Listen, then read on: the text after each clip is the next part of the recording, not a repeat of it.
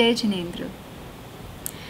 आज वीर शासन जयंती है। महावीर भगवान को निर्वाण हुए 2546 वर्ष हो चुके हैं, है ना। अब 18,500 साल तक अभी जैन धर्म को और चलना है, ठीक है।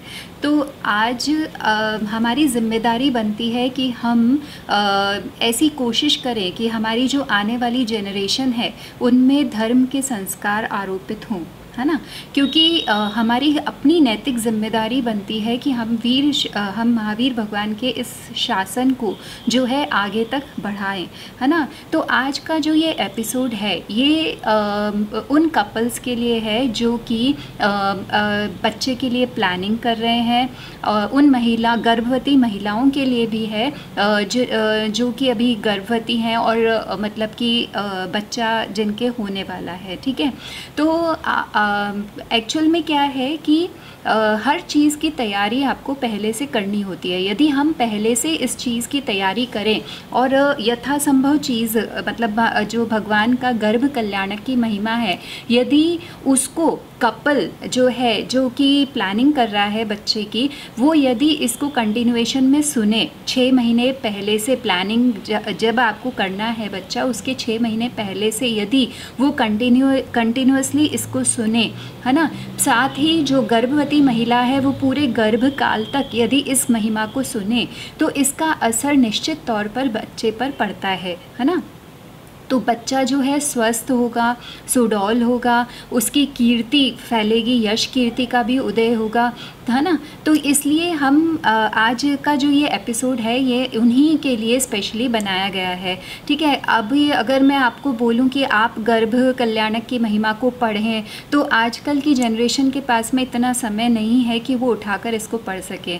तो मैंने कोशिश करी है कि इसको शॉर्ट फॉर्म में आपके लिए प्रस्तुत करूं ताकि आप जो है इसको सुन सकें, है ना। इसको सुनते सुनते हमारे अंदर भावों में इतनी पवित्रता आ जाती है कि आप जब मतलब बच्चे का जन्म जो है वो अच्छा होगा, है ना। तो आप इसको सुने, है ना, ठीक है। तो अब हम इसको शुरू करते हैं।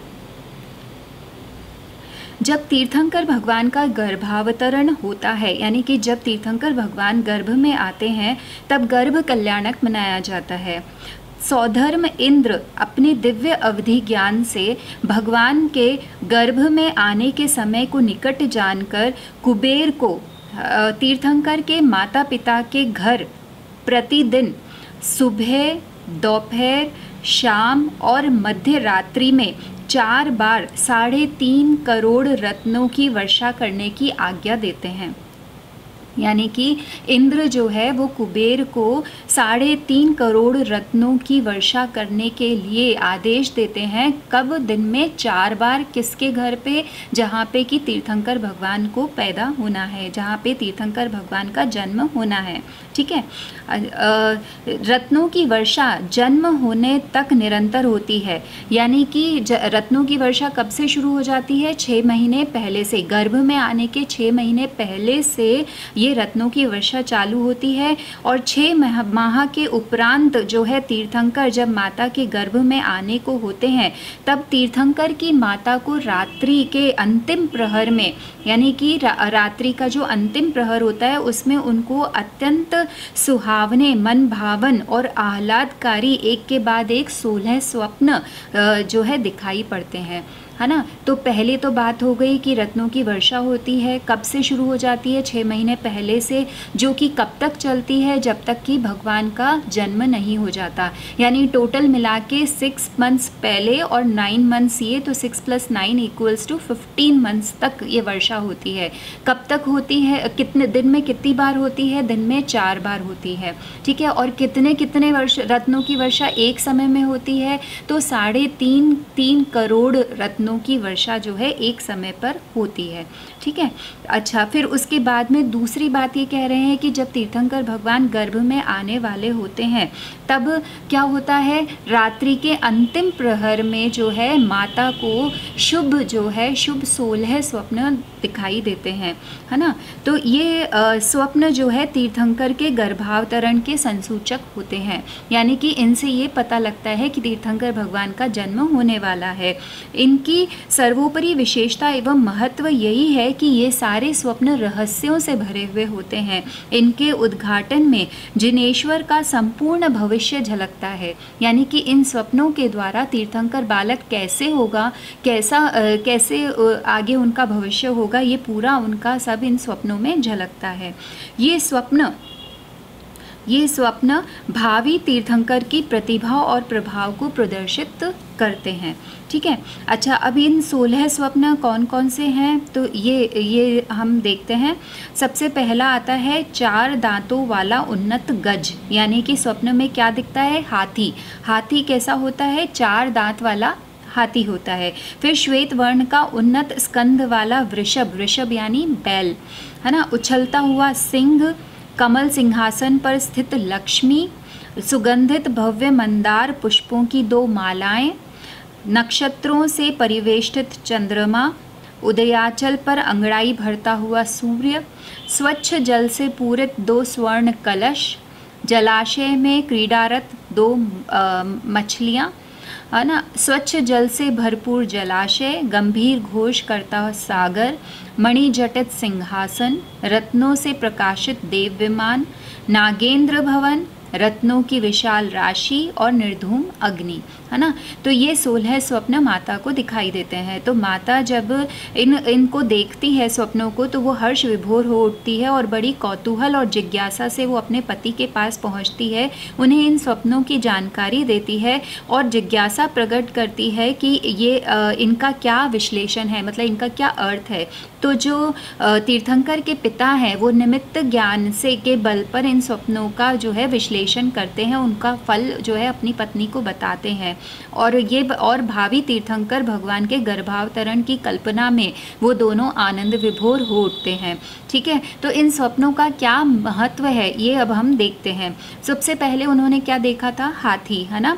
तो हाथी किसका, 4 दांत वाला हाथी किस बात का प्रतीक होता है, महान अभ्युदय की प्राप्ति का प्रतीक होता है, यानी कि आपको महान ऐश्वर्य की प्राप्ति होगी, है ना, इस बात का प्रतीक होता है। फिर आता है उन्नत स्कंध वाला बैल, है ना। तो ये किस बात का प्रतीक है कि जो शिशु होगा वो सत्य धर्म का प्रचारक होगा। और सिंह का क्या मतलब हुआ कि वो अतुल पराक्रमी होगा। मंदार पुष्पमाला का क्या मतलब हुआ, पुष्पमाला देखने से कि बालक जो है वो यशस्वी, कांतिमान और सुरभित शरीर वाला होगा, है ना। और सबके द्वारा वो शिरोधार्य होगा, यानी कि सभी उसको महत्व देंगे। लक्ष्मी के दर्शन से क्या प्रतीत होता है कि बालक का सुमेरु पर्वत पर सौधर्म आदि इंद्रों के द्वारा अभिषेक किया जाएगा, है ना। फिर चंद्रमा क्या सूचित करता है कि वह जगत के संताप को दूर करेगा। सूर्य का मतलब है कि वो अज्ञान रूपी अंधकार को नष्ट करेगा, केवल ज्ञान को प्राप्त करेगा। पूर्ण कलश, 2 स्वर्ण कलश, उसका क्या मतलब हुआ कि वह अक्षय निधियों का स्वामी होगा। मत्स्य द्वय यानी युगल मत्स्य का क्या मतलब है कि अनंत सुख की उपलब्धि होगी। सरोवर का मतलब है कि वो अत्यंत संवेदनशील होगा और वात्सल्य भाव से युक्त होगा। वो सागर का मतलब है कि वो समुद्र के समान गंभीर बुद्धि का धारक होगा। मणिजटित सिंहासन का मतलब है कि वो सर्वाधिक वर्चस्व और प्रभुत्व से संयुक्त होगा। देव विमान का मतलब है कि देवों का आगमन होएगा, है ना। नागेंद्र भवन का मतलब है कि वो अवधि ज्ञानी होगा।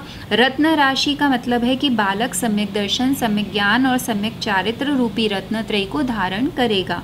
निर्धूम अग्नि का मतलब है कि वो समस्त कर्म कालिमा को नष्ट करके निर्वाण को प्राप्त करेगा। तो इस तरह से माता उसी समय सौधर्म इंद्र जो है वो भगवान के गर्भावतरण को निकट जानकर श्रीम भ्रीम धृति कीर्ति बुद्धि और लक्ष्मी नाम की जो देव कुमारिकाएं हैं उनको जिन माता के गर्भ का शोधन करने की आज्ञा प्रदान करता है। यानी कि इंद्र जो है वो क्या करता है कि वो इन जो है देव जो कुमारियां हैं, देव कुमारियां हैं, इनको जो है माता के गर्भ की शुद्धि करने के लिए आज्ञा प्रदान करता है। देवियां इंद्र की आज्ञा को शिरोधार्य करती हुई धरती पर आकर स्वर्ग के पवित्र दिव्य द्रव्यों के द्वारा जिन माता के गर्भ का शोधन करती हैं, है ना। तत्पश्चात तीर्थंकर का गर्भावतरण होता है। जैसे ही भगवान का गर्भावतरण होता है, स्वर्ग के समस्त देव और इंद्र अपने अपने यहाँ प्रकट होने वाले चिन्हों से भगवान के गर्भावतरण को जानकर स्वर्ग से धरती पर आते हैं और उस नगर की परिक्रमा करके भगवान के माता पिता को नमस्कार करते हैं।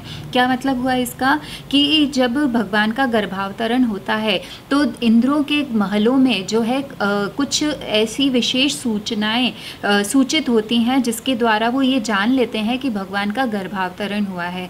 जैसे कि सिंहनाद होता है, घंटे बजते हैं, शंखनाद होता है ना। तो इस तरह से इन सब के द्वारा, इन चिन्हों के द्वारा भगवान का गर्भावतरण जान करके वो देवता लोग क्या करते हैं, वो स्वर्ग से धरती पर आते हैं और जिस नगर में भगवान का जन्म होने वाला है उस नगर की परिक्रमा करके और माता पिता को नमस्कार करते हैं। तदुपरांत गर्भस्थ तीर्थंकर की स्तुति कर महान उत्सव करते हैं। यानी तीर्थंकर भगवान अभी गर्भ में है तो भी वो तीर्थंकर भगवान की स्तुति करते हैं।